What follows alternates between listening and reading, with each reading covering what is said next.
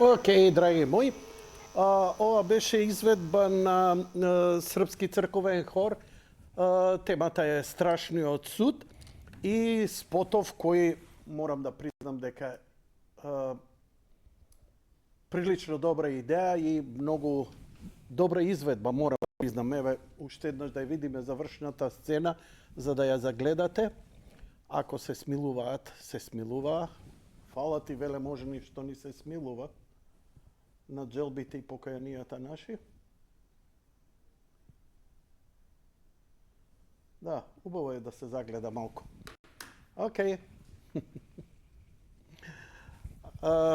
Тој е еден аспект на истава песна. На оваа песна со спотов каков морам да признам еден камерен, еден моќен израз добива. Но, истава песна, на овој пат, во изведба, во истата изведба, ова е истата изведба, за време на така наречен Видовденскиот концерт во храмот на Свети Сава. Ваква изведба не сум чул кај нас, или па не постои снимка. Но, еве истата изведба да ја видите без спотот, кој спот е просто ежење и мора да... Не фейдирај, чекам да завршат. Ке ти кажам кога, кој е просто за ежење, затоа што изгледа многу моќно. Но кога ќе го видите ова овде, добивате една сосема поинаква слика. Истите гласови, истата изведба, но сега да ги видите и ликовите кои ќе отпеат истата. Повели, режи.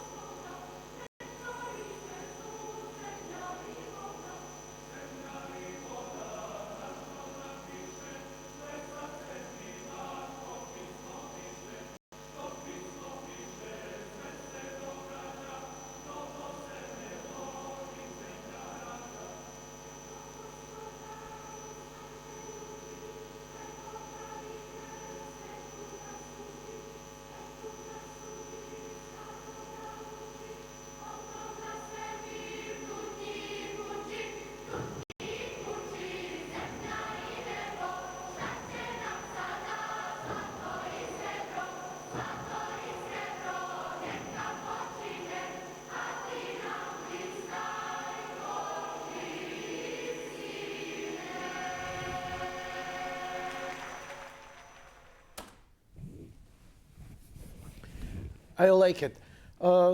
Like it не само затоа што е православно, туку е убаво пеење, убава е хармонијата од музички аспект, а искрено првин го видов оној застрашувачки, многу убав направен спот кој очигледно инспириран од ова, некој седнал и направил еден спот кој морам да признам што се вика од ништо направил нешто. Но знаеш, без капа продукција, но многу ефективно. Сенката на пророкот се гледа, претпоставуваме дека е тоа Господ Исус Христос, кој нели постојано, а позади него е темно небо кое се прелева и додека не дојде кулминацијата, бидејќи нели праведните го препознаваат страшниот суд, судниот ден, и на крај кој завршува нели епски, библиски со оваа сцена. Што не ја видовте? Не е битно. Добро, окей. Завршивме. Сакам да ви кажам дека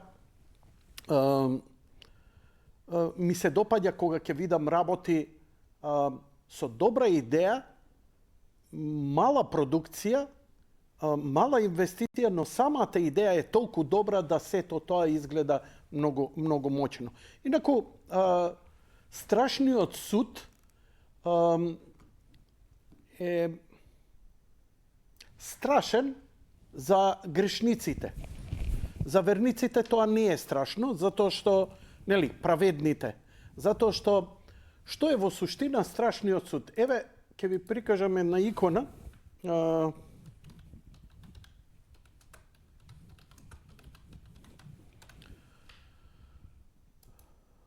Не се спремав за ова, но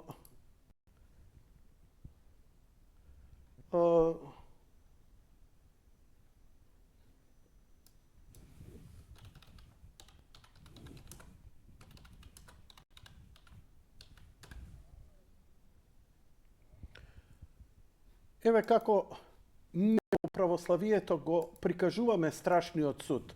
Тоа воопшто не е страшно. Немам добра... Океј, најдов сега малку подобра копија. Еве, ова е страшниот суд. Што е во суштина страшниот суд? Страшниот суд е сите свети. Страшниот суд е кога ќе се суди на целата вселена. Дали била добра, дали била лоша, дали била благословена, дали направила добро или лоша. Во неа, она што е најубаво и најинтересно, еве ако ги видите овде се сите свети, Пресвета Мајка Богородица која е вознесена на небото, херувими, серафими, секако тука ќе бидат присутни, но погледнете оваа црвена лента. Оваа црвена лента, во суштина, ја во една книга ја читав, беше опишана како огнена река. Ја не сум религиозен, туку од некоја општа култура малку ги тумачам работите. Што е огнена река? Некој ќе рече страшниот суд каде што нели грешниците горат. И ако видите овде на сликата, гледате демони, гледате души како се мачат, а демоните ги убиваат, ги мачат, тортури и така натаму, но и нивниот крај доаѓа што на судниот ден завладува царството. Нема тогаш небо и земја, нема тогаш рај и пекол, тогаш станува се едно. Она што е во книгата што го читав, огнена река, во суштина не постои река, туку е кога една душа ќе се соочи со Христовата светлина, она почнува да гори. Пазете сега малце.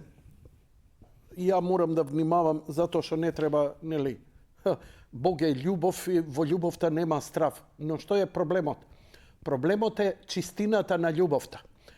Зошто не можеме да го видиме и чуеме сега? Затоа што сме грешни. Кој знае што све сме испогрешили, ако се мислиме, ништо не сум направил. Не знаеш што не си направил, затоа што не сум јас тој кој ќе ти суди, нити суд, туку објективноста, кога ќе застанеш ти спрема најчистото, најсветото. Таа светлина, таа љубов е толку силна, толку моќна, тоа е таква енергија, да се што е негативно, не може да се соочи со неа. Душа кога ќе застане пред Христос, пред Бог, пред таа нетварна светлина, пред таа благодет Божја светлина, ние ова се само зборови, не можеме да знаеме точно што и каква е таа енергија во еден свет кој е нематеријален, кај што нема ни време, ни простор, ни материја. Нешто сосема поинаку. И кога ќе се соочи, се она што е греовно во нас, значи се она што сме испогрешиле како луѓе, почнува да гори. Затоа страда душата. И затоа викаат, обиди се во животот да се покаеш, оти овде има шанса да се покаеш, овде има шанса да се поправиш до последниот секунд. После нема. Бидејќи после кога ќе биде преминот, застануваш и се соочуваш со него на судниот ден. Ке гори. За жал ке горат многу работи. Помисли што сме имале, дела што сме правеле непокајани. Не знам уште што све треба да набројам. Секоја индивидуа за себе си знае или можеби не си знае. Но нема пообјективен суд од судот на љубовта. Љубовта е чиста. Се што не е љубов ќе изгори. Сега. Што е проблемот со огнената река? Што ќе остане од тебе откако ќе изгори нечистото? Колку од Јанко ќе остане кога ќе изгорат сите негови перверзии, поганости, лоши работи што ги направил во животот, а не се покајал, не се поправил, не направил подвиг.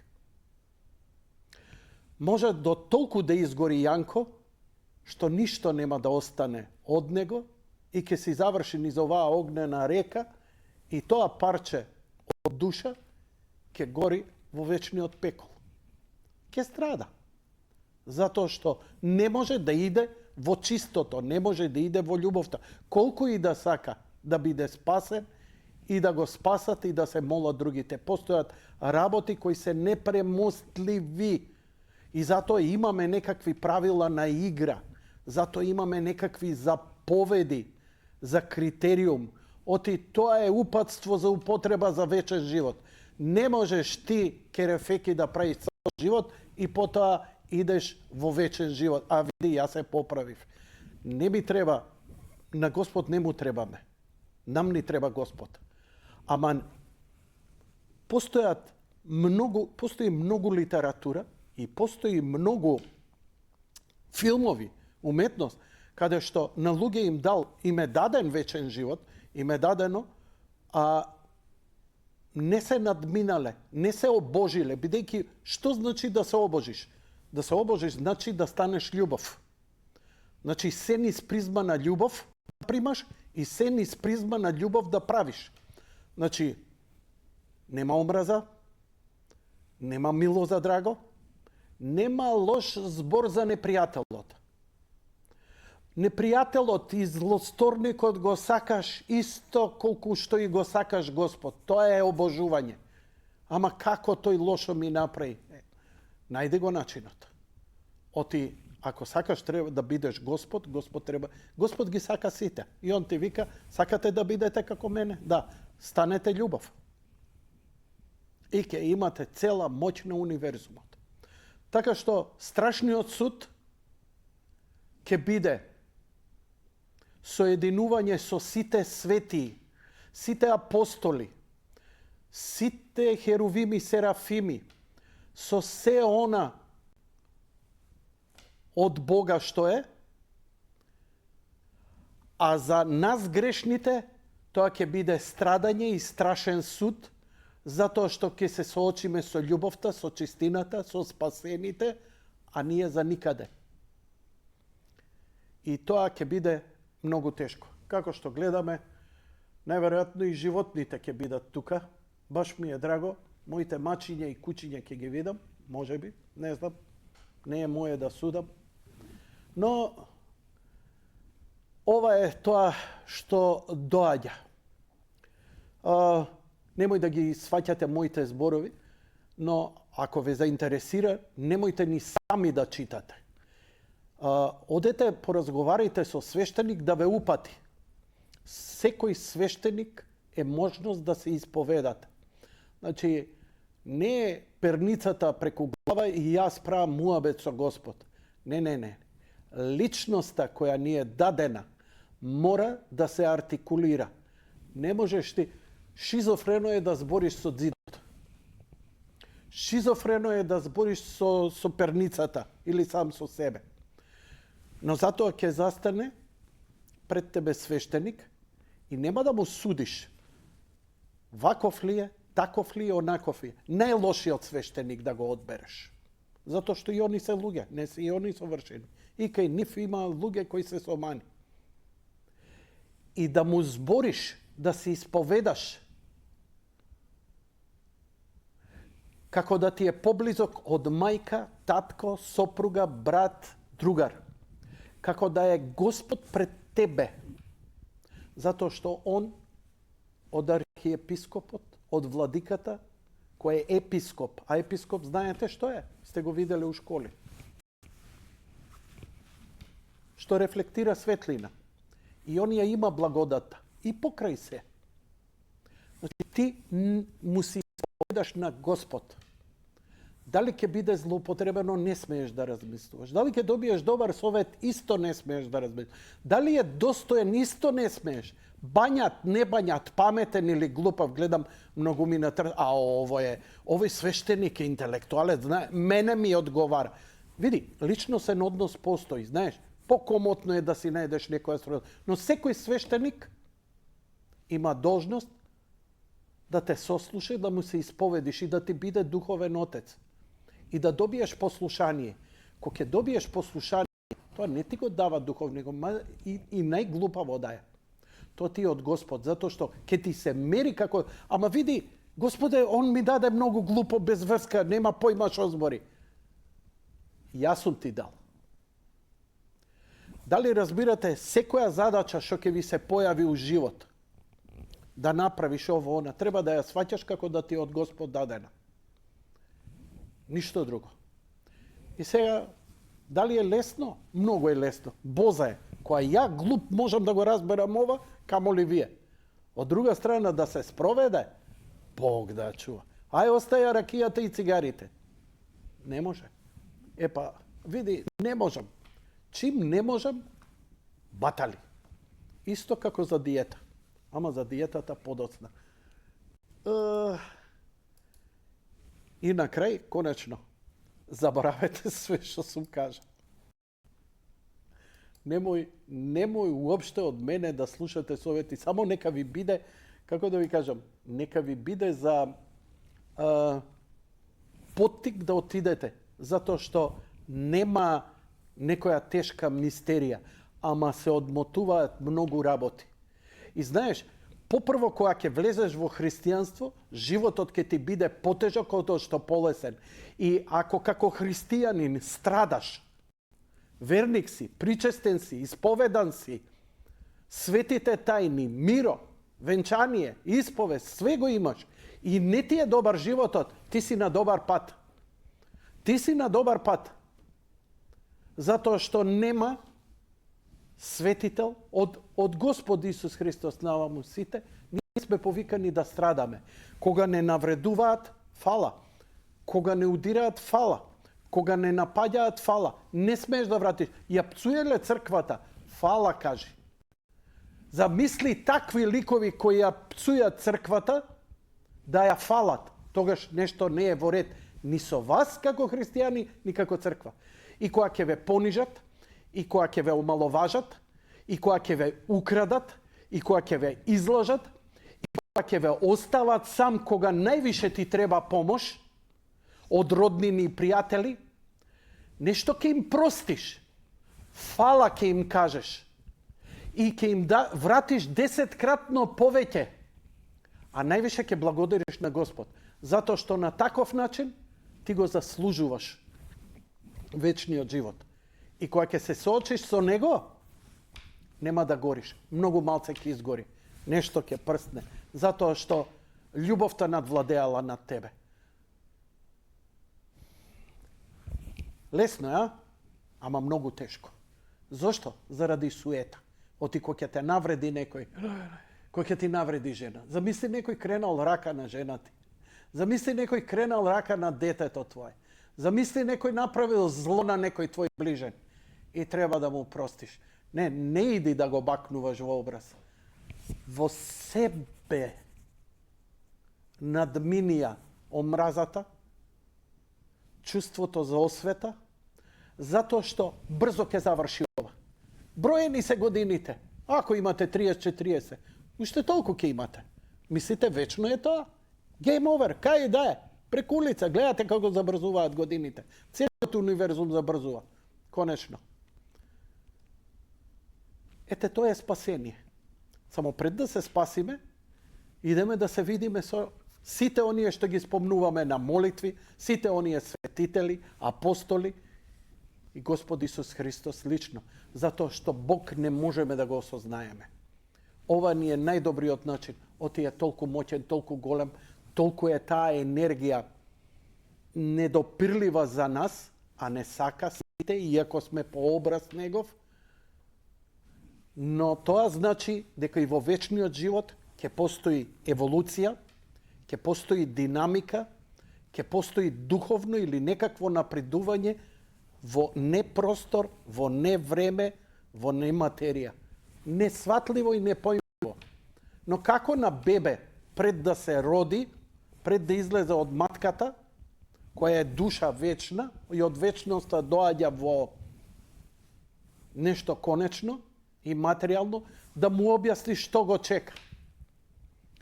Кога ќе излеземе, кога сме се родиле, плачеме од страв, плачеме што не знаеме, плачеме од што не можеме да го појмиме. Колку години му треба на дете за да го појми светот, да разбере што му се збори. Најверојатно, вака ќе биде и другата страна, но не вака вулгарно како што го кажувам, затоа што ние што сме крстени имаме ангел пазител кој ќе не води, ќе ги разбираме зборовите, ќе ги разбираме ќе имаме таа комуникација, но ќе ни треба време и тоа не знам колку време. Нема време, тоа е живееш и иднина и сегашности. Целата борба е дали јас, Јанко Илковски, ќе останам Јанко Илковски или од мене ќе остане некое непрепознатливо зрно, една точка која ништожна просто ќе биде. Ја имам инстинкт на презервација. Имам инстинкт да обстанам. Сакам јас, Јанко, со се ова интелектуално, добро и лошо, да излечам некои заклучоци и да го понесам со мене. Мојата личност, што вика еден монах, колко е убаво што сум јас. Замислите јас да го изгубите. Затоа што душата не е личност, не е его, ама пак содржи некакви сеќавања. Многу абстрактни појми се. Ако мислите дека со две раки и со две крстења и лепење икона на Фейсбук сте завршиле работа, не. Не. Христијанство е активно страдање, секојдневно страдање, секојдневна исповест, секојдневна молитва. Тропај за да ти отворат. Нон-стоп тропање. Ама вика нон-стоп. Шо па има нон-стоп? Не.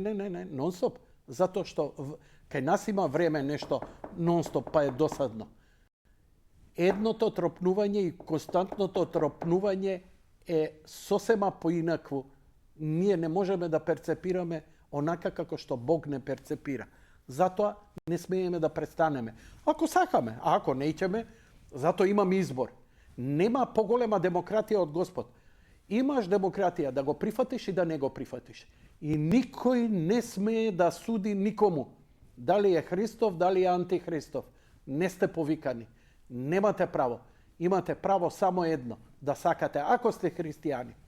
А ако сте решили да мразите, и така натаму, тоа е сосема друга работа.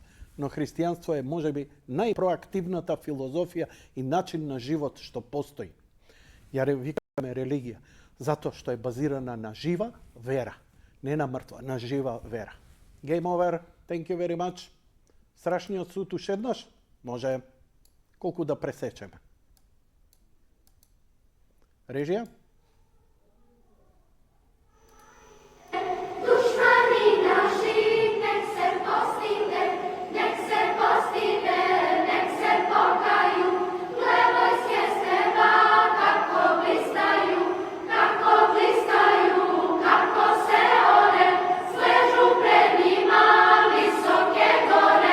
Visoke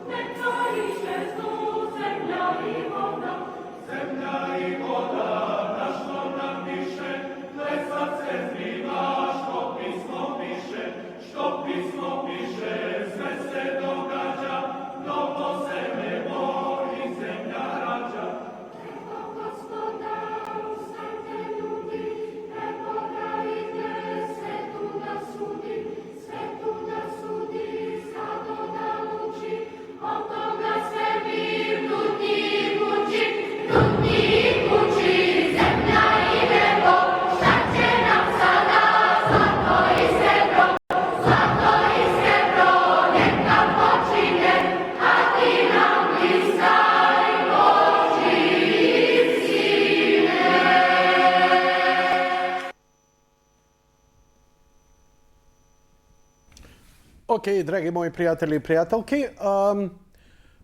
вчера објавив еден статус на Facebook, кој треба да ја објасни цела ова ситуација во врска со мене. Ништо страшно, ве молам, никакви потресувања, нити јавувања, нити нешто друго. Еве ќе ви го прочитам статусот и малце ќе се дообјаснам. Почитувани гости, колеги и пријатели, и вие, величасни надчовечански. Поради навистина мали компликации, се враќам на интензивна терапија. Се е окей, немам потреба од ништо, окей сум. Но, единствениот проблем е што исцрпеноста во овој период ќе биде малку поголема како дел од процесот на враќање во нормала после сите трауми, стресови, потреси, лекови и регенерација на она што прави најголем проблем болката. Не е страшна, ја издржувам поголем дел без лекови, стискам заби. Страшна е затоа што не ми дозволува подолго континуирано да ја водам емисијата. Јаде бурек не може да се води со стиснати заби, нели? Ако сум во состојба, ќе одиме во живо, колку можам, а гостите ќе морам да ги канам или да договарам неколку часа порано. Но невозможно ми е 1, 2, 3 дена порано да договарам интервјуа, бидејќи не можам да предвидам во каква физичка состојба ќе бидам. Фала на разбирањето и фала за неразбирањето. Ајде сега врати вака. Знам кој сум, знам што сум, знам кај сум и знам колку сум. Не си правам пувки. Јасен ми е и мојот рейтинг и значење. Моето си е да си го кажам. Имам навистина многу понуди од многу луѓе за гостување во емисија. Имам 3-4 дами. Проблемот кај дамите не е тоа проблем, проблемот е мој. Што мораш да им кажеш ден-два, затоа што една дама сака да отиде на фризер и треба време да се подготви и така натаму и така натаму. Јас во овој период можам 15 или 16 часот попладне да знам дали ќе имам емисија вечерта. Имено, ја повторно сум на клиника на хипербарна терапија. Заради болките, кои не се страшни, и мојот диабет, ја идам повторно во хипербарна комора. Хипербарна комора е влегуваш во просторија каде што притисокот се качува како да си сибнат 15 метри под море и дишеш чист кислород. Феноменална работа. Преубава работа. Да сум богат човек, ќе си купам комора, да имам своја дома, како што има Мадона, како што има Џоковиќ. Ако се чудите зошто Џоковиќ, затоа што користи хипербарна комора. Една од најспектакуларните работи. Помага за многу работи и се надевам дека доктор Туџава наскоро ќе биде гостин, која е една од најзаслужните за активирањето на хипербарната комора во Македонија, на клиниката, и ќе збориме за... Значи, ја многу пати сум зборел за разни лекови, испаднало, не знам, ова или она, вакви средства, онакви, испаднало дрн јариња и многу ми е жал поради тоа. Искрено сум верувал за моменти. Но ова е веќе клиника, ова е веќе наука и ова на мои очи прави страшна промена не само кај мене, туку и кај луѓето. Што е проблемот? Проблемот е зошто го правам ова? Затоа што ако го одложувам, бидејќи ја не сум вработен, драги мои. Штом не сум вработен, ја немам никакво осигурување, ни здравствено, нити некого го интересира дали имам ја здравствено осигурување или не. Моја вина си е дали сум вработен или не, и дали си плаќам или не си плаќам и како преживувам. Не е битно тоа. Кога се обратив до јавноста за помош, па дури и еднаш овде побарав во емисија, имаше многу реакции зошто било понижувачки, што ти ја знам. Не е битно. Сакам да кажам дека за да можам да си ги реализирам оно што ми е договорено за мојот хонорар, знаеш, и кога ќе ми се обратите, не ми се обраќајте за ТВ Сонце. Затоа што ја не сум вработен. Јас сум еден од ретките невработени. Сите други се вработени, но нив не им се обраќате. Ја нити имам ингеренција, нити можам да знам niti treba da znam, но помагам колку можам и за себе и за телевизијата, тоа е апсолутно. Но не сум вработен и тоа ме ограничува. Значи немам право, бидејќи понекогаш некои јавни соопштенија мора да дојдат од одредена структура или инструкцијата. Не можам јас како невработен да застапам некој став во име на телевизијата или да пренесам. И тоа го правам внимателно за да не си наштетам ни на себе, ни на телевизијата. За да се вратам што е можно побрзо, јас идев на забрзано заздравување, што се однесува до пиење медикаменти, до максимално користење сите можни средства и начини, кои не се ефтини, за да што е можно побрзо се вратам во топ форма. Имено, мојата повреда бара барем 2 години да истрпам она што ме очекува. Ја не е проблем да го истрпам и 5 години па и до крај на живот. Но проблем е што не можам да истерам емисија, особено не е проблем вака. Ке му кажам на надчовеча, ќе отпушти некоја реприза и ќе си излезам кога ќе почнат несносни болки. Но кога имам гостин, имам огромна одговорност, не можам да го пресечам. Ако земам средства против болка, ќе ме дамноса, ќе заспијам среде спиење, губам фокус, затоа што лековите, ја кој не пијам лекови и сум прилично на таа кето диета, која очигледно не делува кај мене, не можам да имам таков фокус, едноставно лош производ ќе правам. Иако не ми е гајле, затоа што немам ни спонзори, ни ништо, но ми е важно за мене, затоа што тоа ќе остане за веки веков и некој ќе го гледа. Затоа ваквите терапии ја намалуваат кризата кај мене, но во исто време, бидејќи организмот го презаситувам со кислород. Знаете, кога си под притисок и ти пушта нешто, тоа не само респираторно дека си влегува во тебе, под самиот притисок дури насилно влегува кислородот во клетките. Тоа прави многу брзо да се детоксифицираш, да изгориш калории и да се направат позитивни промени кои многу страшно добро резултираат кај канцер, кај диабет, кај отворени рани и кај икс други тешки заболувања. Во светот е апсолутен хит, не хит е во смисла бидејќи нема хемија, дишеш кислород, пилотите одамна го прават ова. Дишеш кислород. Она што е уште подобро од пилотите е што дишеш чист кислород под притисок. И тоа прави феноменални работи и промени. Микрокапилари се создаваат, се сузбива канцерот, се регулира многу работи, ендокриниот систем и особено нервниот систем. Доаѓа на намалување на пулс, замислете, под оној притисок преку 1,1 атмосфера денеска додека седиш 1 сат, нема мобилен, нема ништо. Само дишеш маска и едно трпение, молитвата у тебе, малку сањариш за Малдиви и ќе помине.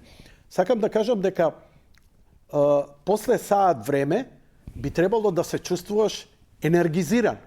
И тоа е така. Стварно, на прсти идеш до дома, нема никаков проблем, болката исчезнува, луѓе со страшни. Јас сум гола вода. Какви тешки случаи. Аутистични деца носат у тоа, обично има аутистични деца, не се само смирени и повлечени, туку се агресивни, знаеш, надразба, звук ово, она ваму таму, кога ќе ги стават у хипербарна комора и кога ќе почнат да дишат, они се смируваат. Има многу работи, има многу муабети, ќе ве посочам колку можам повеќе. Има една приватна во аеродром, Ачи Бадем Систина сега во процедура на создавање на комора. Во Белград постојат 4 или 5 комори со по 6 до 12 души и нема репрезентација на Србија да отиде на некое првенство или надпревар, а претходно да не иде на третмани во хипербарна комора. Зошто? Прво, сите повреди, ако се лечат за една недела, ќе се излечи за еден ден. Карикирам. Значи, 1:10 е брзината на заздравување. поради зголемениот кислород, нервните влакна и мускулните влакна многу подобро функционираат. И промените што ќе се случат се трајни. Не е тоа си се надишал, поминало тоа е ништо. Напротив, ова треба да е лайфстайл. Затоа нека не ве чуди што еден Џоковиќ на 40 години вика што прави човекот. Еве видете и Мадона на турнеја. Не е битна, грда ли е, убава ли е, не е убава. За годините феноменална изгледа. Не ја сакам као музичар, као човек, као личност, но не можам да негирам дека она има феноменална кондиција, 67 години или 65 години има, дека за своите години изгледа феноменално, дека издржува 2 сати концерт со трчање, со чепатење, со све. Ја не можам да го имитирам тоа. Сакам да кажам дека начинот на живот и користењето на ова многу помага. Не, ова е само дел од начин на живот. И сега, но 2 сата после тоа, кај мене, кај други поинаку делува, ја паѓам колабиран. Значи, не можам да мислам, ми се губи, тонам, ми се затемнува свеста и заспивам во суштина. Како да сум добил наркоза. Како да сум добил опојка. И заспивам во еден длабок. Ама не можам, не памтам дека така сум заспал за нешто. А ни пиеш, ни алкохол, ни таблети, ништо не ти треба. И сега кога ќе се разбудиш после тоа, треба да видиш, а тоа е обично, третманот ми завршува 1,5, негде околу 3-4 сат, ја легнувам, заспиам, после 1,5 сат се будам и негде измеѓу 4 и 5 ја треба да се проценка, да направам, дали сум способен вечерта да издржам емисијата. Јас сум способен да дојдам на работа. Не е тоа проблем. 8 сати можам да ги дојдам. Како секоја администрација, како што и секој може. Но за да застанеш пред камера, тоа е друг адреналин. Тоа не можете да го разберете додека не се почнете да се занимавате со, а особено кога имате соговорник. Ја имав отворена покана за многумина, ми се јавија многумина кои посакаа да дојдат, само како да ви кажам. Еј, Јанко, јас се согласувам да дојдеш. А кој си бе ти? Извини, ама јас стварно треба да знам. На телефон или на скайп не морам да знам кој си. Али да дојдеш овдека, да застанеш, тоа е веќе закон за радиодифузија, кој ме бара мене како одговорен, кого и зошто сум викнал. Истото треба да му го објаснам на уредникот, на директорот на телевизија и на собственикот на телевизијата. Да дадам отчет. Зошто бил Мицковски? Кој е Мицковски? Извини, тој е лидер на опозиција, иден премиер. А, добро, окей, да знаеме со кого се имаме работа. Има ли настапи? Секако е, еве, настапи, знаеме кој што е. Вака од анонимус, кој сте, што е вашето дело, зошто, без CV, па ја 25 години ви давам отворена програма. Можете да се јавите, можете да зборите колку сакате, сакате по Вибер, сакате по Скайп, сакате све. Е, сега сакаш у студио. Е, па, Џони, ако сакаш у студио, дај ми да видам, ако си сликар, да видам што изложби си направил. А ако си музичар, да видам што песни си направил. Дај ми барем еден албум, дај ми еден концерт, да знам кого викам. Да, ако си актер, да видам што си одглумил. Дај ми некоја снимка, нешто да видам. Ако си поет, дај ми книга, збирка, нешто, било што. Еве, овдека имам. Сега ќе идеме со горната камера. Значи, претпоставам дека ме разбирате што сакам да ви кажам. Ако ме разбирате, ако не ме разбирате, па сега здравје Боже. Тоа е тоа. Еве имам, например, дамата се вика Наташа Ѓорѓовска. Ја не ја познавам, ама она ќе биде гостин во моја емисија. Нити сум ја видел, нити сум видел нејзин настап, нити сум видел нејзина фотографија. Но зошто? Напишала книга. Каква книга? Многу интересна, затоа што ретко се гледа ваква книга. Значи, Наташа Ѓорѓовска, негде во иднина, која ќе можам да функционирам по-нормално или она ќе може брзо да се спреми, ќе биде гостин во емисија. Домашни деликатеси. Ама за кого? za našите домашни миленичиња, кучиња, па и мачиња. И еве да видиме за што се работи. О, шапче од маче. Да знаете за мене дека јас сум од оние што секогаш на слика на мачка лајкуе. Маче, мојот миленик, добро, не е еден, 2-3 се. Добро. Еве го, ова е Берта, Бертичка, ау, Ѓорговска, па уши и презиме има, машала. Има ли австралијски пасош, само да прашам? Океј, ова е книга, ете така, напишана од љубов, со љубов, за домашни миленици и покрај овие ова е Пела.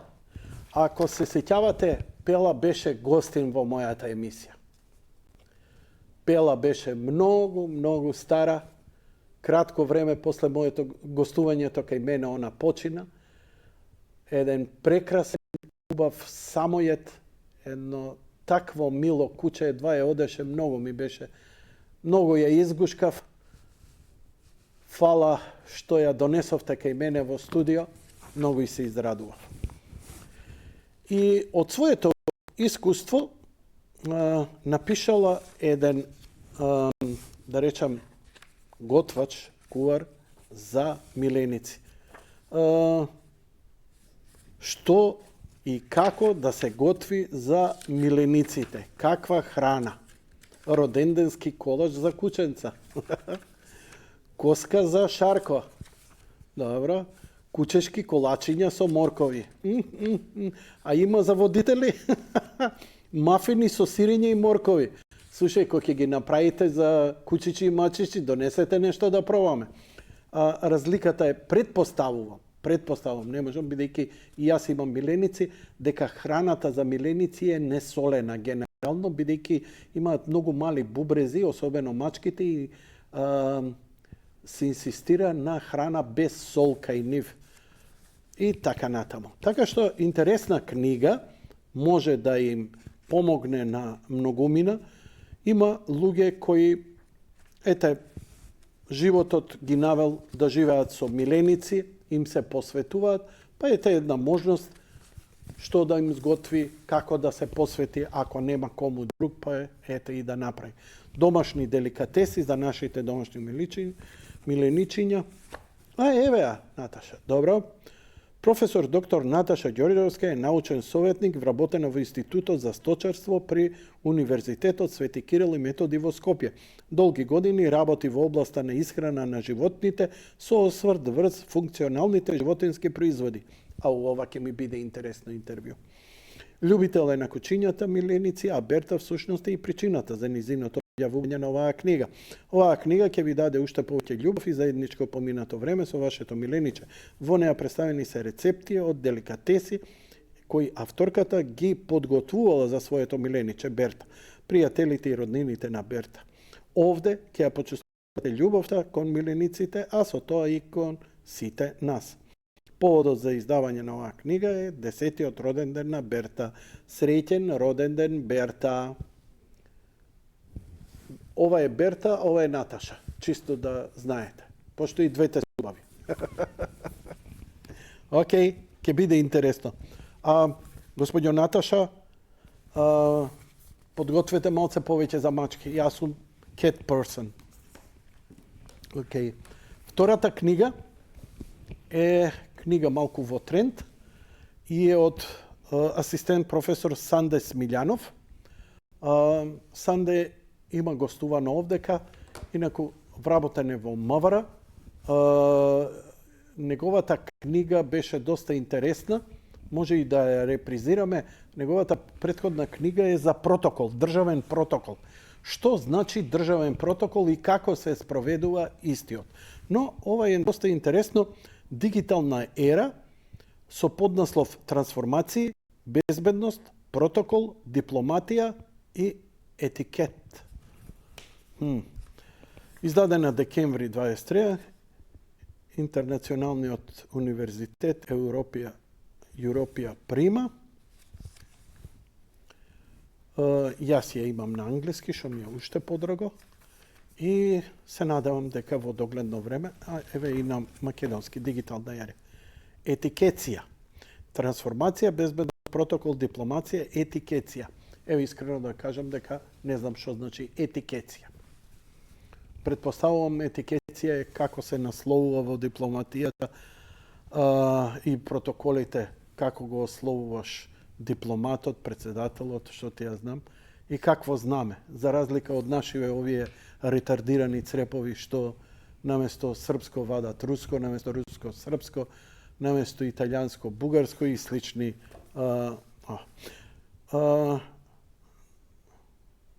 На почитуваните и драги мои пријатели Лидија и Јанко, со почет доцент доктор Санде Смилјанов. Санде, окей, еве ја книгата, значи реверзибилно од едната страна на англиски, од другата е на македонски и рецензијата од кого е напишана од господинот Плевнеш. Одлично. Дигитална ера. Книгата е изворедно структурирано истражувачки аналитички трук, интелигентно класифициран во современ методолошки модел. Советот на дигиталната ера создава ориентација и сеофорност на низината сложеност, бара разумно акцентирање и синергија на различни аспекти. Дигиталната ера осветлува трансформацијата, безбедноста, протоколот, дипломатијата и етикацијата во комплексноста на технолошкиот пейсаж кој постојано се развива. Океј, не знам зашто точно, но низ разговор се надевам со господинот Смилјанов ќе дознаеме малку повеќе, бидејќи ова доста интересна тема. Океј. Тоа е едно. Имаме интересна вест за оние што ги следат работите кај нас, бидејќи ние сме на работ конечно да се ослободиме од робството на оваа власт, која е демократска, која донесе живот, која донесе демократија, која донесе слобода, која го распупи судството, која не ги распупи нашите анални отвори од малтретирање и крадење. Да ви кажам дека она што е добро и она што е лошо. Добро е што ќе дојде промена на власта, лошо ќе беше ако таа е само поединечна, ако е само тука, а целата околина и светскиот тренд е сосема поинаков. Но, ја ви пуштив неколку настапи на Доналд Трамп, каде што повеќе од очигледно е дека Доналд Трамп ќе биде кандидат на републиканската партија и неговите рейтинзи се застрашувачки споредени со оние на демократската партија, каде што од таа страна Бајден ќе се кандидира. За разлика од кај нас, нели, Гога и Квиско, кој се кај нас е председателот една фигура која тешко дека може да направи некоја промена, освен за себе животот да си го разубави, но ако е спремен да се жртвува, може да направи некоја радикална промена, а не да биде само послушен на она што ќе биде командан од големите центри. Доналд Трамп беше големо прашање, бидејќи иако сегде он ќе може да се кандидира, Колорадо, што е најинтересно, донесе одлука да му се забрани да се кандидира за председател. Значи, дури ако станеше кандидат за председателски кандидат на републиканската партија, он не ќе можеше да собира гласови. Во Колорадо ќе можеше да се гласа само за, да речеме, Кенеди, кој ќе настапи најверојатно како независен, и за Бајден како демократ. И не ќе можеше да се гласа. Но Врховниот суд денеска пресуди. Трамп може да учествува на изборите во Колорадо, што значи дека неговиот избор ќе биде легитимен, и ова е голем удар затоа што демократите порозноста на границата што ја направија е да внесат што е можно повеќе мигранти, кои мигранти нормално ќе треба да ги мразат републиканците и особено Трамп, а да го сакаат Бајден, кој им даде пари, значи месечни плати, кој им даде сместување, социјална, здравствена помош и не работат ништо, секаква помош, по хотели сместени. Со тоа што еден просечен американец, еден лојален граѓанин на Соединетите Американски држави, крв ќе проплюка за да добие истите услови што им ги даваат на мигрантите. Но зашто мигрантот го добива тоа? Затоа што ќе се протнат манипулации да можат да гласаат на следниве избори. И нормално ќе гласаат против Трамп. Зошто па ова го прават? Затоа што колку и да се ретардирани, а се демократите, знаат да читат рейтинзи. И рейтинзите на Трамп се застрашувачко високи. Затоа што отпорот од целата таа воук идиотштина проследена преку разните Apple, Disney и така натаму, и вештачки интелигенции, да се мрази белата раса, се што е бело е привилегирано и зло, се друго е дозволено, да секој мигрант може да силува, да тепа, проформа ќе биде осуден, ама ништо од тоа. Се во ова, па создава од другата страна отпор, кој се повеќе ова ќе го направи. И сега,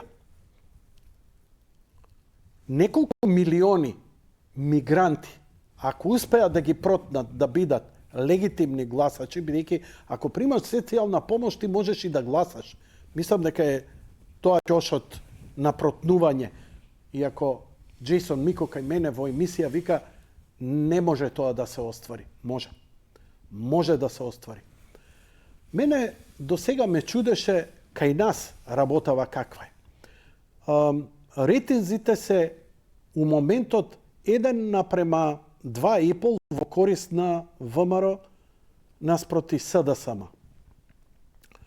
Би требало да е повеќе. И они го знаат, но гледайте како се лагодни. Се уште има вработувања, се уште си лапаат пари и просто човек се прашува, чекај бе, кога знаеш дека ти се тресе тлото под ноге, пакуваш куферите, праќаш парите, Флорида, Дубај, како што има доста што пребега, затоа што, знаеш, долази време чорке други.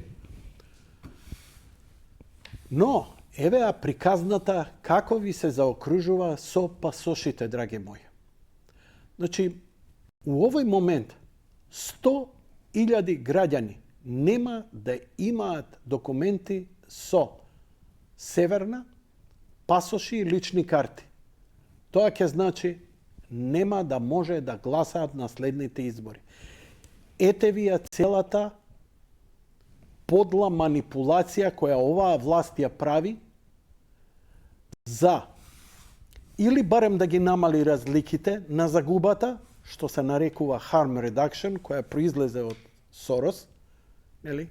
Да се намалат загубите, да се намалат последиците, затоа што ако е реално, ВМРО ќе има 57, 56, 57, реално би требало да има 61 пратеник, но нема да има, ќе има 54, 55, а СДСМ реално би требало да има 25, но ќе има повеќе, затоа што тие 100.000 граѓани, ја ви гарантирам дека ќе бидат оние таргетирани, оние што нема да гласаат за ВМРО, туку ќе гласаат за СДСМ. Но, и ова е премногу храбро, може би и дрско од моја страна. Но што намалува 100.000? 100.000 намалува излезеност. Вака, сите избори можат да се наместат. Секои избори може да се полнат кутии и се полнат.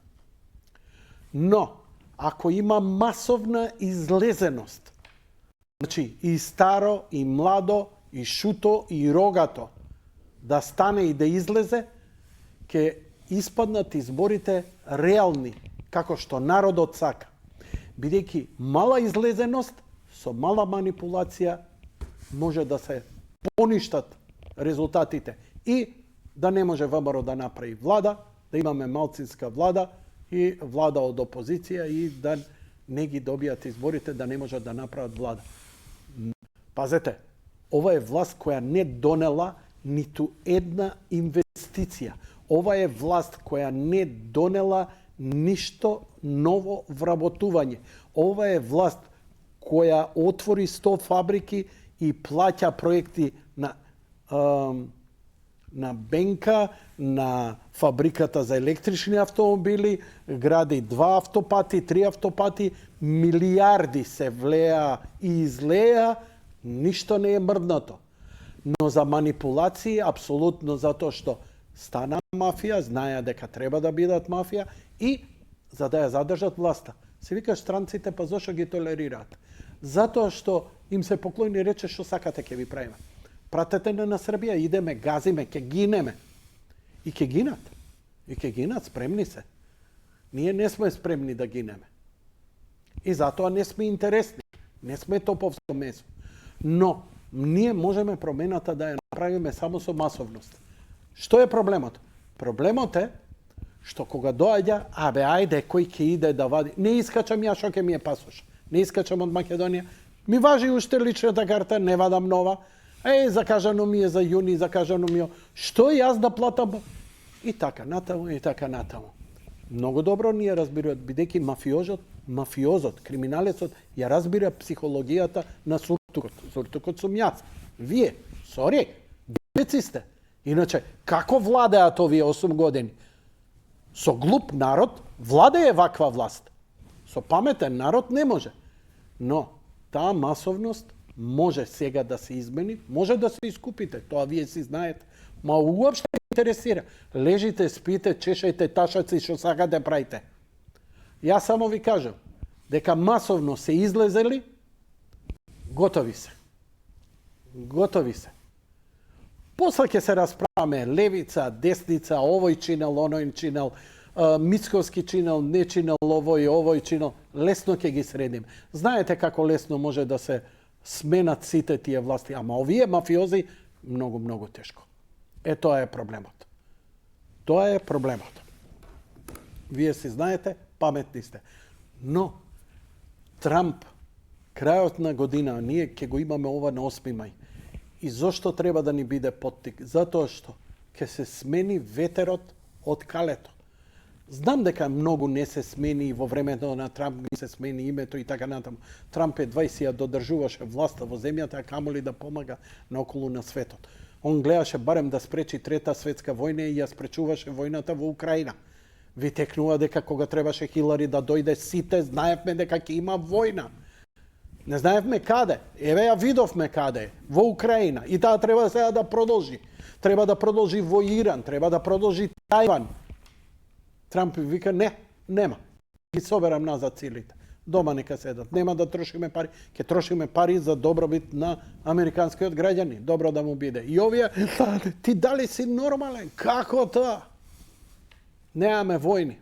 Да, затоа не го сакаа Трамп. Затоа што немаше ни една војна интервенција. Знаете дека Обама 3 дена од како ја доби Нобеловата награда за мир, испрати 50.000 војници во Ирак. Thank you very much. Толку од миротворецот од демагогија. Зошто? Затоа што е црнец. Добро? Супер. Не ми е гајле и марсовец да има антени. Какви му се делата, што он прави? Ама во овој свет, не, види го, овој трансджендер, мора да го поштоиме. Ама види како прави. Не, ти си хейтер, не е битно. Ама овој белец стрейтер прави добри работи. Не, белец стрейтер, не чини тој по дефолт. Ама направи добра работа. Не. И тоа го голтаме. И имаме жужу-бужу, третразредни писателки кои го тресат целово општество. Црквата да одјебе, црквата не чинела, па не чини. Затоа што вика морал и етика. Ние пропагираме морал и етика. Ао, како не ви е срам? Вие им перете мозок на децата. А кога носите драг квинови и им покажувате како треба да има анален секс со исти партнер и дека не е страшна педофилијата, тоа не е перење мозок. Ама Дизни така кажувале. И Дизни ви е репер? Добро. Vidi, koja ga gledaš, konačno работи и си викаш, pa može bi treba така da bide. Može bi treba da bide така. Znaš kako, pa i zaslužujeme така da bide konečno. Zato što, kakvi sme, sakaš da vi kažem se, dodeka ja jadam burek ovde, zevate, dosadno je, što? Brbuški ovo i sve ovdeka, nešto. Evo kako na Makedonec da mu ga zadržiš, nima nije to. Zboram prosječan Makedonec. Ne zboram za nekoj potaka. Na primjer. Zaboravame сега, sve je super, zašto ke pravime muavet? Dobro, burekot može li da evoluira? Može. Kako evoluira? Ve molam nadčovečanski napori da go smenite Kadarov. Da, ovako, i ovdje možeš nešto od priloga da staviš. Dakle, evo nas u Boru, ovdje je jedan poseban specijalitet koji se zove ljeskavica u bureku. Hamburek. Takozvani hamburek. Hamburek, lepo piše. Hoćeš sir ili meso? Meso. Meso. Znači, burek, a u stvari, znači, kako funkcioniš? Ja mogu da biram burek ili meso, da. I onda u njega stavljam pljeskavicu. Da, i idu prilozi, da. Ok, bolje mi je onda sir. Upravo. Sir, brate. Samo upravo. Zna se gdje se stavlja pljeskavica u burek sa sirom.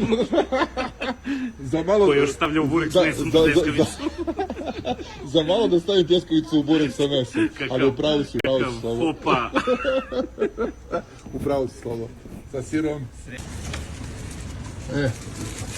Znači, razreže ovako, jeli? Ok. Da, ovako, i ovdje možeš nešto od priloga da staviš, šta hoćeš. Šta ima od priloga? Kečap, pavlaka, majonez. Može pavlaka? Može. Sam mislim da ide zelena salata. Pavlak i zelenu salatu. Da, pavlaku i zelenu. I? I ništa, to je to. Pavlaka i zelena salata. Skromno, s prilozima. I sad ovako, stavlja se ovdje pljeskavica unutra. Dečki, ovo ne je pleskajica. Ovo je lomplejka, be. Alo. Pa imali bre usul, bre, pa ovo. I posle debeli. Pa debeli, be, svinji. Gledam дека го имам вашето потполно внимание, па да продолжиме со овој интелектуален, научен, показателски труд. I ovo se zaklopi. Dobro. I to se spakuje. Dobro smo stavili zelenu salatu. To je to. Dobro se stavim zelenu salatu, da. Znači imamo pljeskavicu. Значи, пазете, не. Зашто кадар ја? Шо сум ја? Бургер? Личам на бургер, ама не сум ја да ми го јадете бургерот. Бог да чува ова. Многу геи имам ја у моја режија, све нешто сакаат мене да ме стига. О сега се како качив 5 кила, пуштив цицка, гъс, колку сум им секси, не ме погледнуваа кога бев послаб. Него, гледайте сега, бурекот е расцепен, он е со сирење, во него е плескавицата која е 400 грамска оваа, така? Видиш, одма знаат. Одма знаат, мислам, значи, надградени научно и технолошки се. Но најбитно за здравјето е што има лист зелена салата. Идејќи кога го гледаш, викаш, да, ја јадам здрава храна. Еве, например, мојот колега Ди Марчело од Италија, ова го мавнува за 2-3 минути пред спиење, за спокоен сон. Нели? А ние уште со седмица со помфрит се занимаваме. Гледате што е прогрес, бе. Абе, кај сте, бе, вие, значи... I ovo se zaklopi. Dobro. I to se spakuje. Dobro smo stavili zelenu salatu. To je to. Dobro se stavim zelenu salatu, da. Znači imamo pljeskavicu i burek. Кај сте, бе, вие? Кај сте? Камо прогрес напред? Симит Погача. И уште се расправаат со мене. Не збори лошо против Симит Погача. Што е? Леп со кори од зејтин? Види што е Симит, бре. Ова е. Не у леп, у бурек. И што? Еден хамбургер колку има? 500 калории. Овдека имаш 1500 калории, бе, брат. Кој ти ги дава, бе? За 100 денари. Ајде, molam tamo. Amateri. Bjedasti amaterizam. Ok.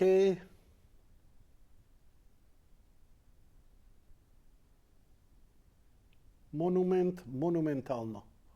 Monumentalistički. Evo vi jedno nostalgično video. Op, teško. Aha. Inače, video to beše proizvodstvo Trabant, proizvodstvo u fabrika za Trabant. Izgleda Trabant im go zabranil zaradi copyright. Da ne im go, kakvi čovečanski naučnici imam ja. Gospod, da sam go molal da mi ga prati ovako. Ovo je od druga dimenzija se ovije dojdeni. Ovo je Hvala što postojite, stvarno hvala vi. Mislim, nikoj nema bolja ekipa od mene, to da znajete. To sakam da vi go kažem. Popametna, poubava, pointeligentna, posposobna, potehnološki napredna. Abe, rešava drobki, be, igra šak, be, čovječe. Abe, ajde ti, to niste vidjeli. Trabant Factory. Evo.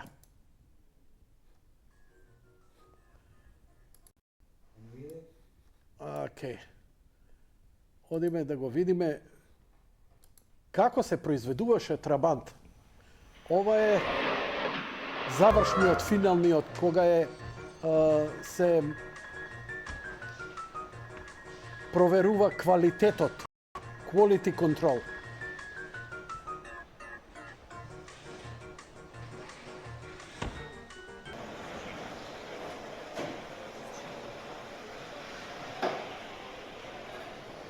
Tesla, bre, Tesla, to, brate, u stvari sestra li ovo ili brate?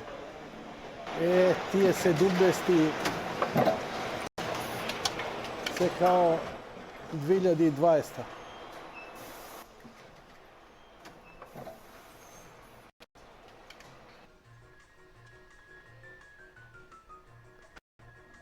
A, ne zatvara dobro, čekaj se, sada ke vidiš. Stručno. Pak ne zatvara dobro hauba. Сега ќе ја намести, бе. Majstor Baže, glej go. Cak, cak, tak. Gotovo.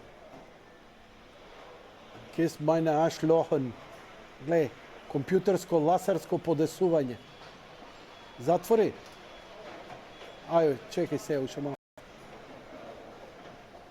John Technik. Sehr gut. Lele, džiger kao ja u 80. Ej. I to mojte pa i šatirani, be. Gle, ovo. Tak. Ja, brate, be. Zla komunizam, socijalizam. Ne, tukaj kje mi vozite BMW-a, Mercedesi, Audi, Palamudi. Kako podesuje, čovječe, stručno, kao brkočo mu je.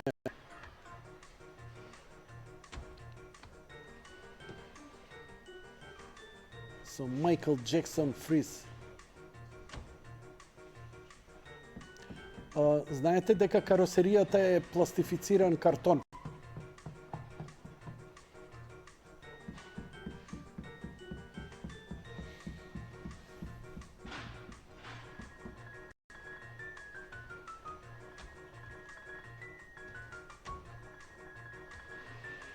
Вака, така ќе затвори. Кај да е. Абе, ова ќе поминеше, него го снимаа со камера, демек. Како сум стручен. Mein Gott. Ајде, како произведуваат. Ова се деловите. Ова личи на метален дела, просто да не вериш. Да, челичната рамка. Пламене зоре, куде ме истна.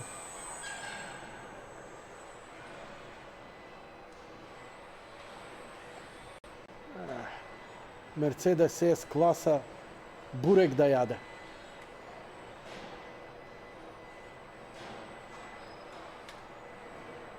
Mein Gott.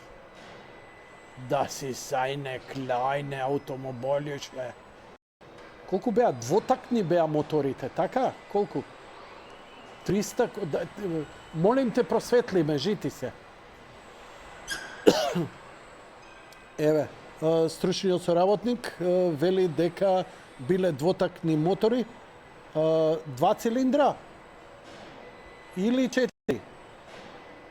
3? 3 цилиндри. Колку кубика? 450, 500, 600? Да. Сигурно.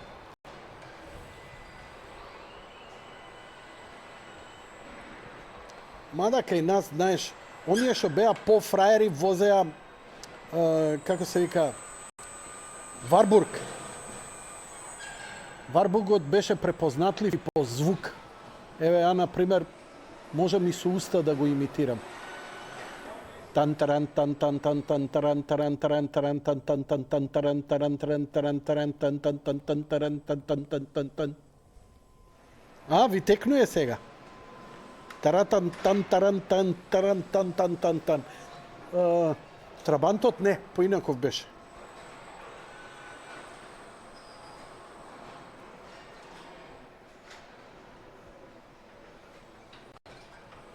Абе, 700 и 800 кубика било, бе. Тежал 600 кила, 26 коњски сили. Да. Инаку се произведувал од 57 до 1990 91. Од 57 до 62 бил 499 кубика моторот, од 62 до 90 594 кубика и имало 100.000 кубика серија BM 820. Таа била со 4 тактен мотор.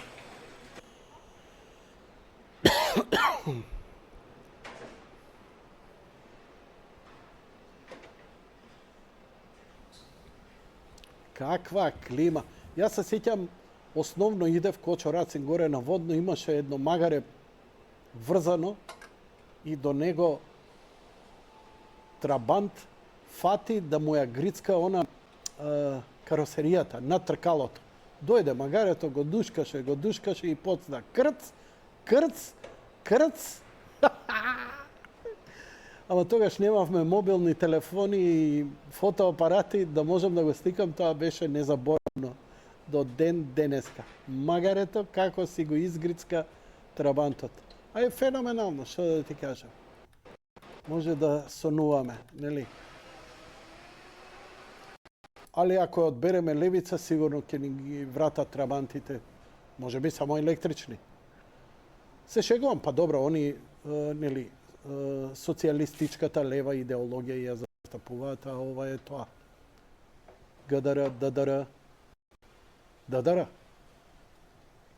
Па и во ДДР... Earlier models had no fuel go, and dipstick was inserted into the tank to determine how much fuel remained. Known for its dual colors. Знаете што кажа? Немало мерич за гориво, ставаш гориво, а колку ти преостанува, појма немало. Немало показа на осет. Значи, да ја осетиш. Да го осетиш. Да го осетиш онака убаво, кога ќе дојдеш и ќе ставиш тоа у тоа, па го наполниш она убаво, па да осетиш дали е полно, па кога ќе осетиш со осет да го возиш, да знаеш колку уште останало. Нема тоа денеска, све разгалено, распрдено. Тоа е тоа. Океј. А јас ви викам, стварно, Стево, Млакар, Квискотека, као него председател нема да имаме, ја одма би го гласал уште еднаш. Особено денеска кога го видов ова видео негово од пред нова година, јасно ми е како Македонија успеа да си го зачува образот и идентитетот и името. Еве еден чист став. Се надам дека почисто од ова здравје, значи коментари на ова ако има, да сме живи и здрави, може и да имам. Нека има. Името не може да се решава без државен консенсус.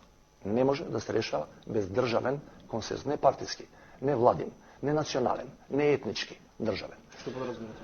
Тоа значи дека сите релевантни чинители, власт и опозиција, албанци и македонци, сите мораме да се сложиме околу тоа што е црвената линија на Република Македонија. Јас тврдам дека ова прашање има толку големи пропорции, и на засега сите буквално што живееме во оваа земја, посебно македонците, да легитимитетот кој владеачката партија го има добиено на избори не е доволен.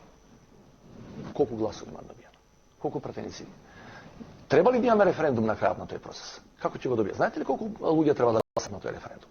Ако биде консултативен... 50... Не. Нема. Двете големи партии 2011 рекоа дека ќе биде облигаторен.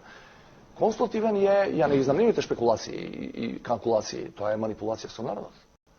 Или има референдум или нема.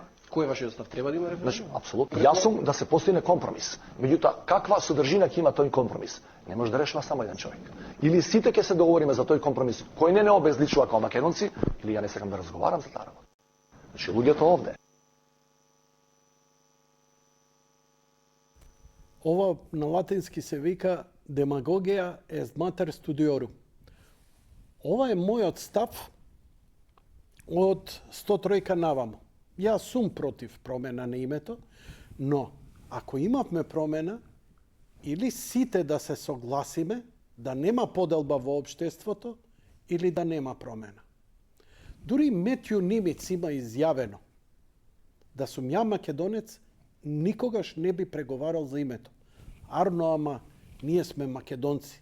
Нема ваква проклетија на светов.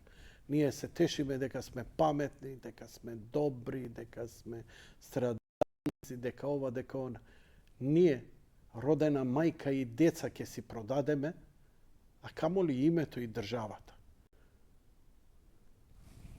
Македонец е 2 и чека да се одсели, Македонец е 2 и чека да си земе туј пашпорт, Македонец е 2 и чека да го вработи партијата и затоа ќе гласа за партијата, а не заради некакви виши политички, идеолошки, историски, традиционални побуди.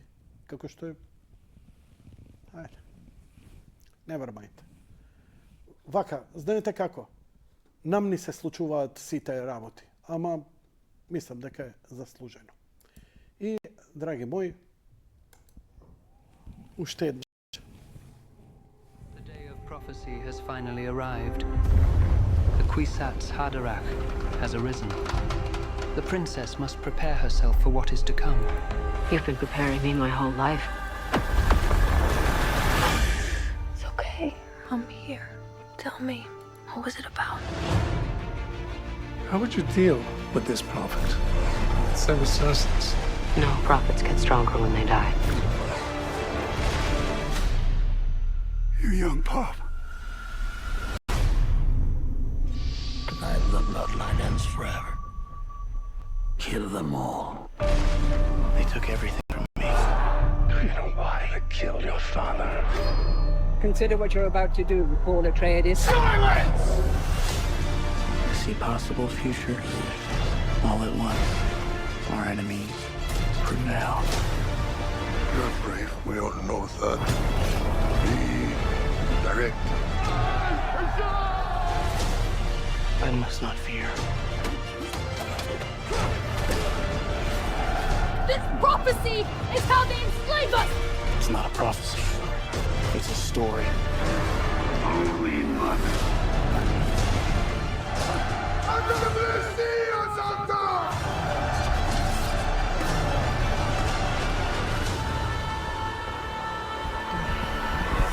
You are not prepared for what is to come. Во саботата го гледав, не бев на премиерата.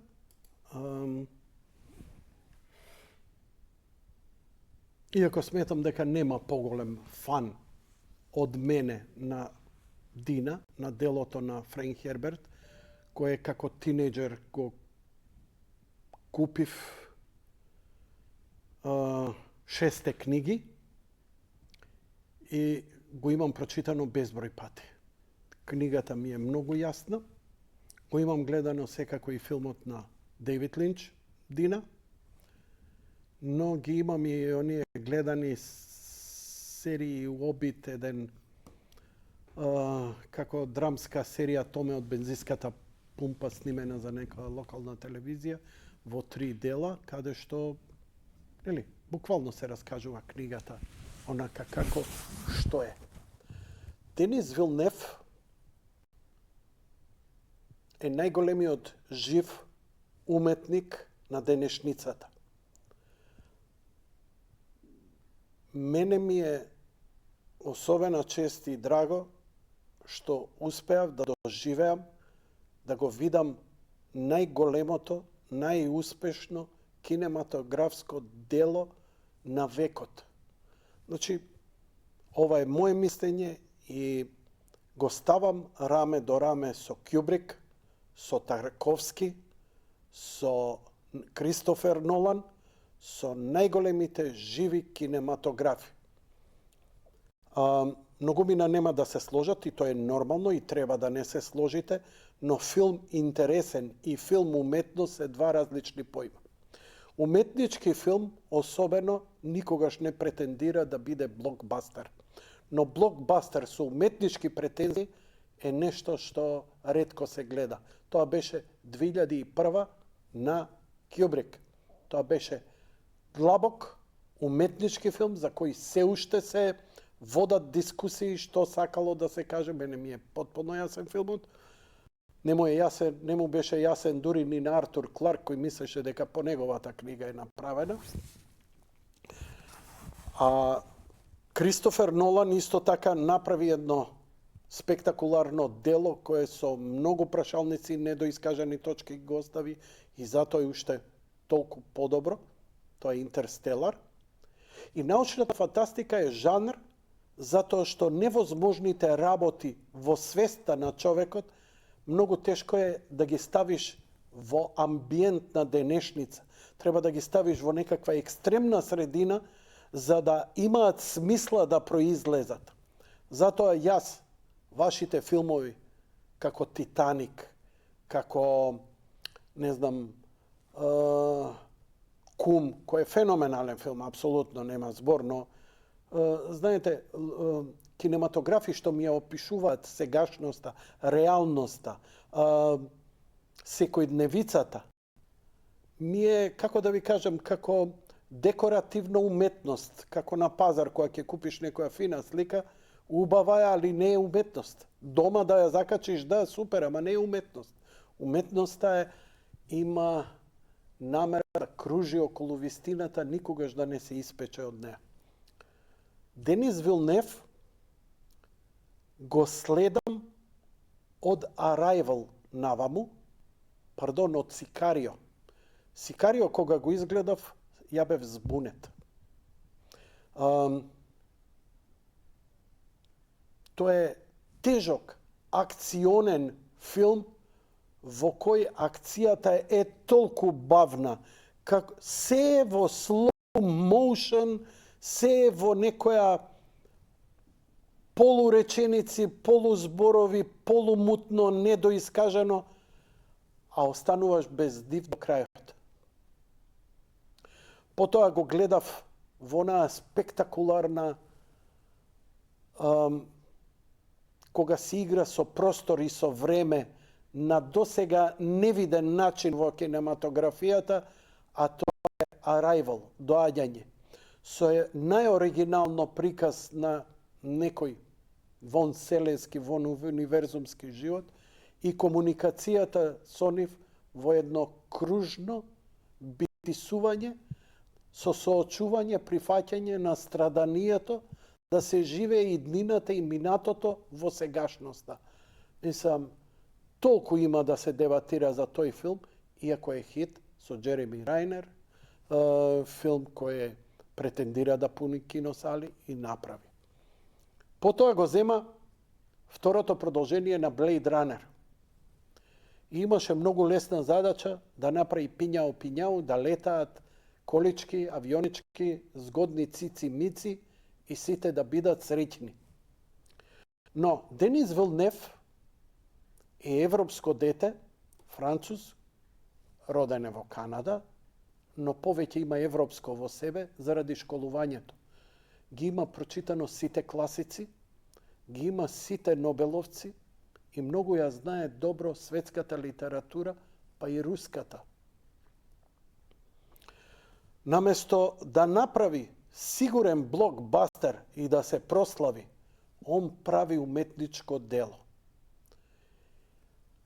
Ридли Скот, кој го сними Blade Runner, а ако му го гледавте Наполеон, која е една тешка мизерија од филм, што непознавачите на филмот се шокирани. Што е филмов? Глупе. Глупе? Затоа што е глуп режисерот. Ридли Скот знае камера, знае кадар, знае сцена, знае монтажа, но не знае уметност. Плиток е, евнух е, не е уметник. Нему уметноста случајно му се случува. Дали знаете дека првото дело, кое е многу тешко ќе го најдете, првата верзија филмска на Blade Runner е жива блјувотина. Ја имам гледано во кино. Интересни ми беа сцените, причата и така. 10 години потоа, кога фан базата, заради Филип Дик, кој е писателот на делото, сонуваат ли андроидите електрични овци, го воздигнуваат на ниво на култ, решава после 10 години, негде 90-та година, да ги собере сите материјали и прави 4 ката, до Final Cut негде 2000 и некоја година. Тоа е таа култна верзија од Blade Runner, која ја гледате и викате феноменален. Значи, тоа нема допирна точка со оригиналното. Оригиналното е бледо филмче од 80-ти, Dark SF, прљав Валкан и само заради атмосферата. Но во четвртата или петата негова инкарнација он успеа да направи нешто повеќе од филмот. Исто така и со Елин. Она што му го признавам на Ридли Скот е што си ги сваќа своите лимитации. Он е интелигентен, преинтелигентен, но не е талентиран, не е продуховен, тоа сакам да кажам. Талентиран е, знае све да сними феноменал. Елиен Кецот. Елиен Кецот требаше чудовиште како ги изедува другите и така надо. Испадна многу послоеви. Но он свесен беше дека не може да иде подоле и подоле. Третиот и четвртиот филм се живи уметнички експерименти на една теза дека злото е во човекот и кога тогаш колку и да бега мора да се соочи ке излезе од него. Или ќе те убие, или ќе го совладаш. И тоа е флоскула, тоа е теза длабоко филозофска и религиозна, која он ја немаше во филмот. Затоа Елиен, откако ги направи сите ремонти, ремикси и директорс катови, испадна така. Денис Вилнев нема делитет сцен. Се што гледате од неговите филмови е директорс кат. Бидејќи со години прво го обработува сценариото, го обмислува, а потоа го прави.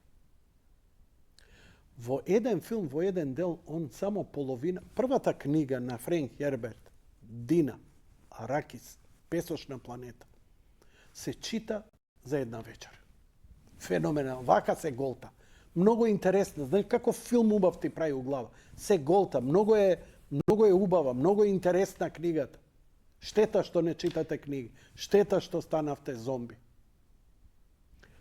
Книгата е феноменална. Он посвети 3 сата само за првата половина. Падот на атреидите. Откако идат до нивниот пат. И не прикажува можеби 50% од она што е у книгата, бидејќи 50% се мисли.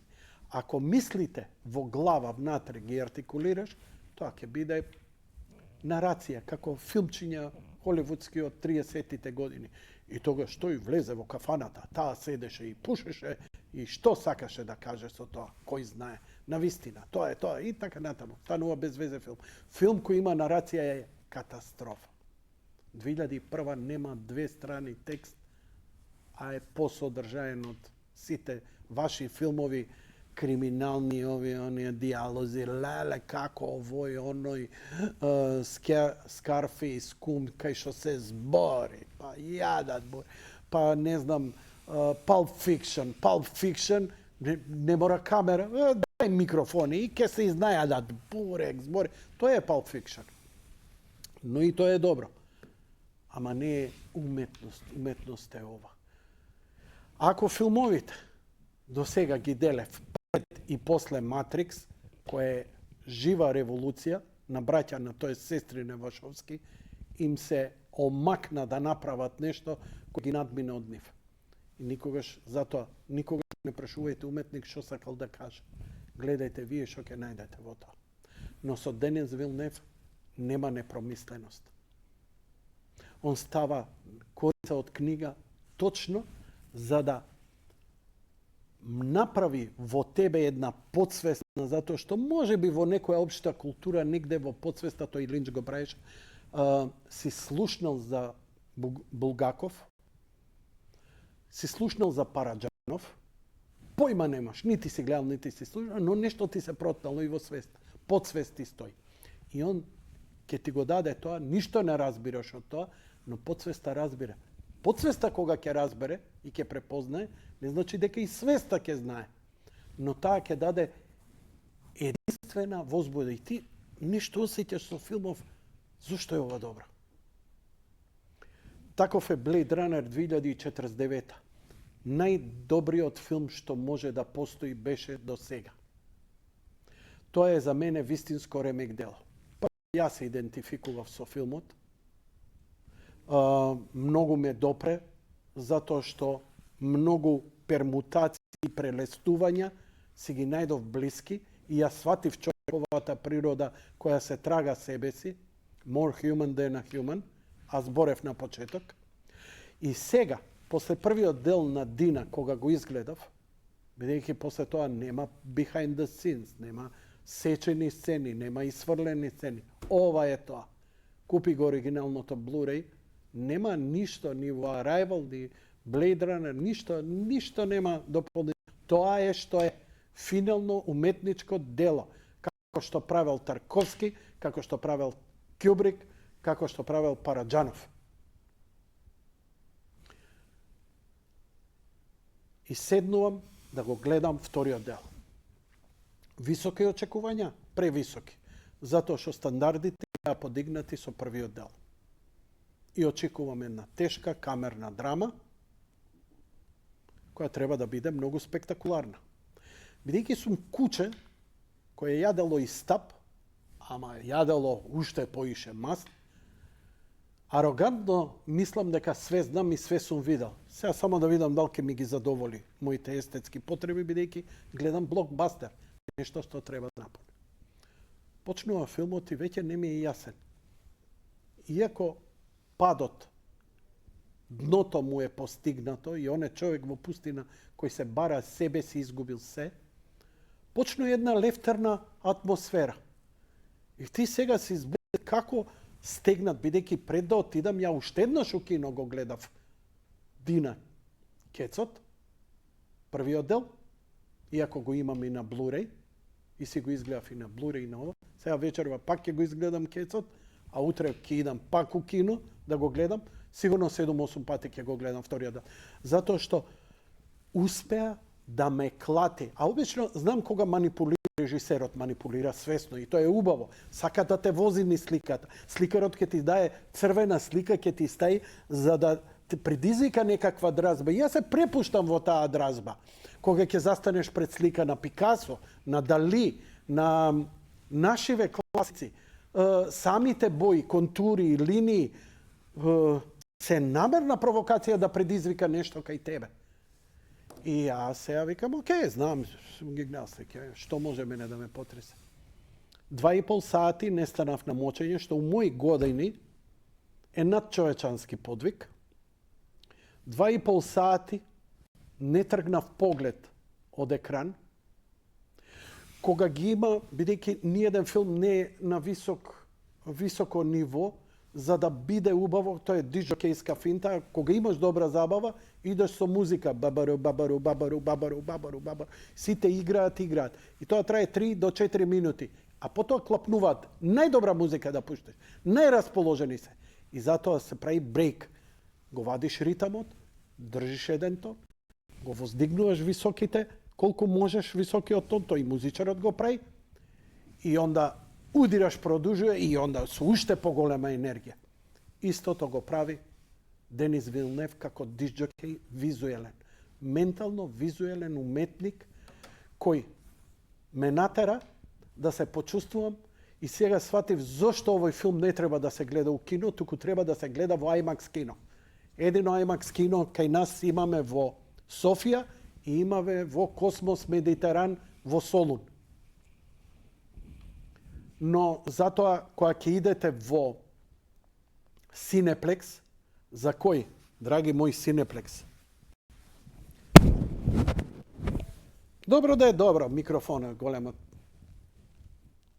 Да ви симнувам капа и ви благодарам што постоите. Мојве позни години ми го разубавивте животот. Ми ја вративте културата на живење. Бидејќи гледање филм и идење во кино се две различни работи.